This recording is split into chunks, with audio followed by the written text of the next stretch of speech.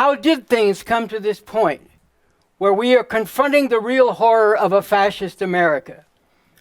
Here, told briefly, is the longer story, the broader history that has led to this.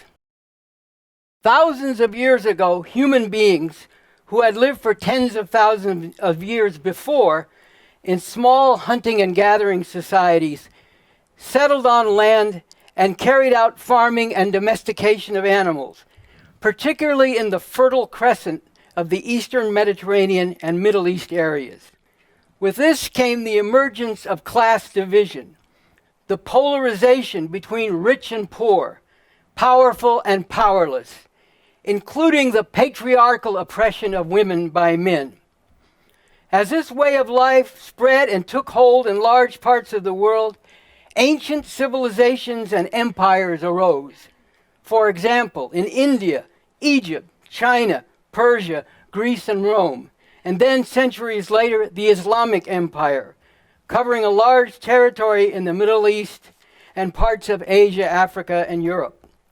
While built on plunder and oppression, they nevertheless brought forth many great achievements in architecture, art, music, the development of language and literature, science, and other spheres.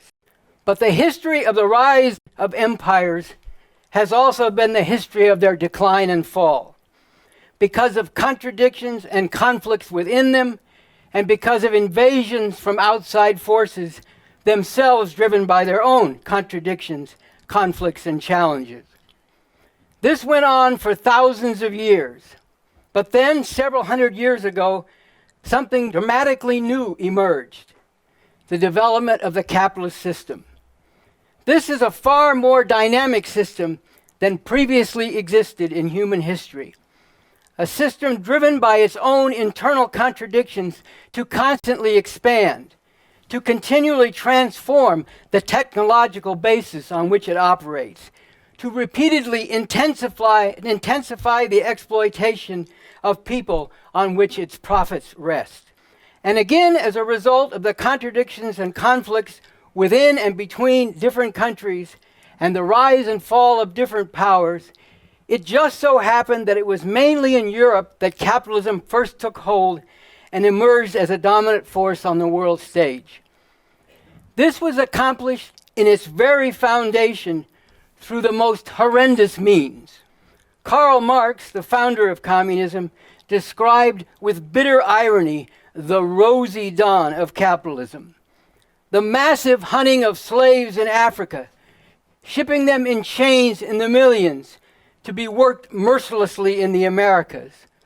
The conquest of the original peoples in South America and their enslavement unto death in the gold and silver mines there, and atrocities of a similar kind that fed countless human beings in far-flung parts of the world into the relentless machinery of an ever-expanding capitalism. This, as well as brutal exploitation, including child labor, within these capitalist countries themselves, was the basis on which Western civilization made leaps in its development and became the dominating force in the world, economically, militarily, politically, and culturally. Capitalism, through all the horrors it has brought about, including 2 world wars and countless other armed conflicts, has in fact laid the basis for a whole new leap beyond relations of exploitation and oppression and the madness of war and environmental destruction. But at the same time, and this is now posed in very stark and acute terms, this system of capitalism stands as the greatest obstacle to this advance, and human society everywhere is straining against the confines in which capitalism continues to enchain human existence. This puts in proper perspective and sharply refutes the racist notion of the superiority of Western, that is, white European civilization, and the idea that somehow capitalism is the highest form of existence that human beings can attain and should aspire to. And here is the shorter story, the more particular reasons why things have come to this crossroads in this country, with potentially disastrous consequences for human beings everywhere. The USA is a country which established its territory and built the foundation of its wealth through the armed conquest of land, genocide, slavery, and ruthless exploitation of successive waves of immigrants to America.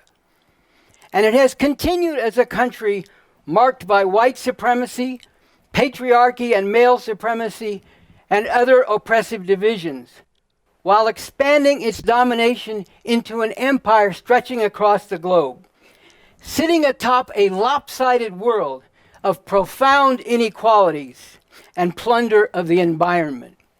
It would take the resources of nearly 5 Earths for the rest of the world to have the kind of consumer society that exists in the US.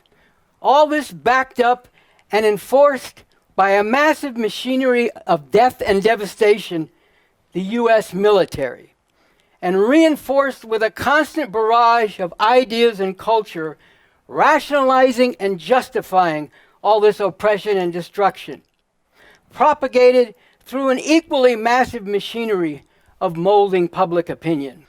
Today, while the US is, and loudly proclaims itself to be, the world's #1 superpower, it is riddled with sharpening contradictions and facing growing challenges within the country and internationally.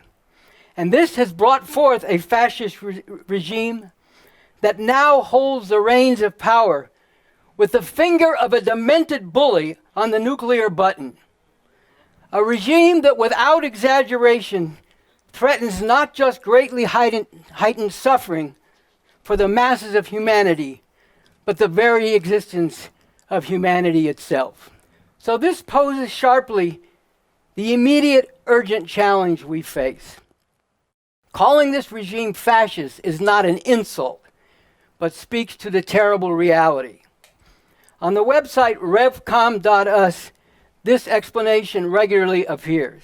Fascism is the exercise of blatant dictatorship by the bourgeois capitalist imperialist class, ruling through reliance on open terror and violence, trampling on what are supposed to be civil and legal rights, wielding the power of the state, and mobilizing organized groups of fanatical thugs to commit atrocities against masses of people, particularly groups of people identified as enemies, undesirables, or dangers to society.